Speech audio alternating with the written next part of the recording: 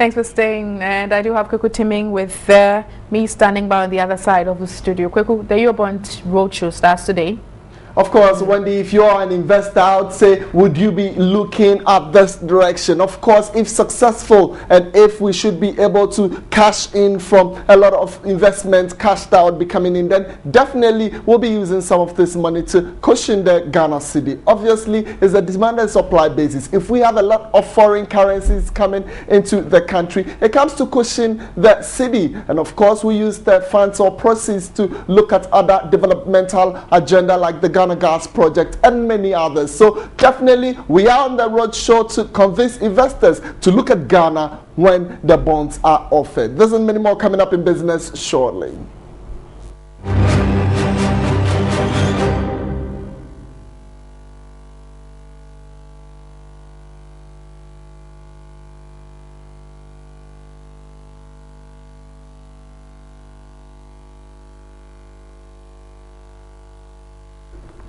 All right, so many thanks for joining us on the business segment of Midday Live. My name is Kweku Timing. Very shortly, we will be getting some financial analysts to join us in the studios that's on phone to deliberate on Ghana's road show with the Euro bond. Sammy will be joining in, but before then, let me just give you a quick background to our Euro bond. Now, Ghana's Euro bond road show will commence today. It is expected to raise $1 billion. The road show is in the form of presentations to prospective buyers, fund managers, and capital market players on the reasons for the offer. However, the proceeds will be applied and why people should patronize it. Ghana's investor-friendly environment and the current socio-economic stability as reasons why the international investment community should have faith in the patronage of the offer. It is expected that the roadshow that issued the date will be announced. The issue for the roadshow will be announced possibly in August. Ghana's maiden Euro bond, which is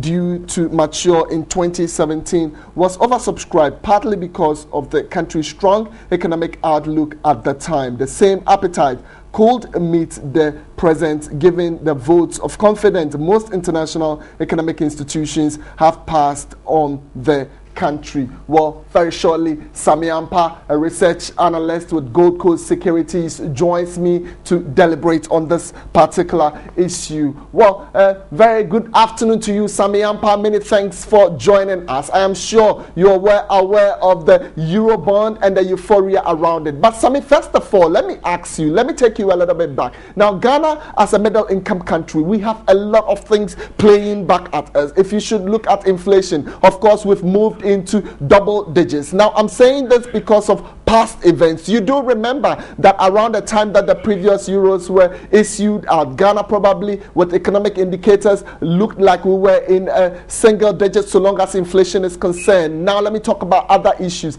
Energy matters continue to remain a problem. Water supply is a difficulty. We have a lot of challenges. Our deficit keeps growing. Do you think Ghana is in a good position to sell so long as this Eurobond is concerned? Yes, thank you very much. Let me say good afternoon to your listeners as well. That's a very brilliant question anyway. The point is that if you're going into the international market, you should make sure that you have really sound macroeconomic indicators. If you look at Nigeria that went into the market not too long ago, I mean, you could see that Nigeria went into the market with a strong macroeconomic show. And indeed, that was how come the Eurobond was really successful. We are going into the market with some sort of volatility in our macroeconomic indicators. Well, it behoves on the leaders of this country, I mean, especially those on the roadshow, to be able to sell, based on what figures they are going to have out there, and then maybe convince the people much more better than what we have. Currently, as we see it, like you said, clearly it's not too good. I mean, if you look at the rate of depreciation of our cedi, for example, which we expected to be able to be stable, we have not had a stable currency. We've had inflation hitting the double digits not too long ago, and then some other issues that really clearly tells that one particular issue, which I guess the delegates who are on the roadshow will battle with, is the lack of fiscal prudence that we had, especially in terms of poor financial management that we had in 2012. I mean, it's clearly a point that will be asked for. All right, Sammy, just hold on there. But I've also been informed that John Gachi, a financial analyst and a lecturer, also is joining us on the program. Well, John Gachi, if you're on the line, a very good afternoon to you. My first question I put across to Sammy Ampa is our economic indicators. Will it really sell out there better? But John, let me also put this question to you. Now, we've looked at indicators. We've looked at our economy. We have officials going out on a road show. If you are an investor who is supposed to meet these officials, what would you be pointing out to them, for which cause you might probably want to stand back so long as the Eurobond is concerned? Well, I think the most important thing about issuing out a bond is what your prospectus captures. That is to say, what project you are going to use the bond to finance, and as to whether those projects themselves will be able to generate revenue to finance the repayment over a period of time. So that is the main thing that we will be focusing on, because if you look at the history of our country, we have issued some Eurobond already, but it is not very clear as to what specific project they have been used to finance. So I would like to be very clear in my mind what are the specific projects that this bond is actually going to be used to finance, and whether those projects are what we refer to as revenue projects. That is to say that they have the ability to generate revenue over time to be used to amortize the loan which we are going to be getting through the bond. So that is a specific thing.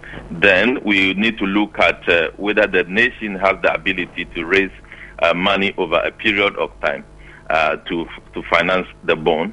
And again, whether if you look at the indicators today, whether those indicators will be bad in the near future, and all those things will go into the calculation of the coupon that is going to be charged on the bond. So I think these are the realities that we need to look at. All right. We also need to look at it from today's situation and what the prospect looks like in the future.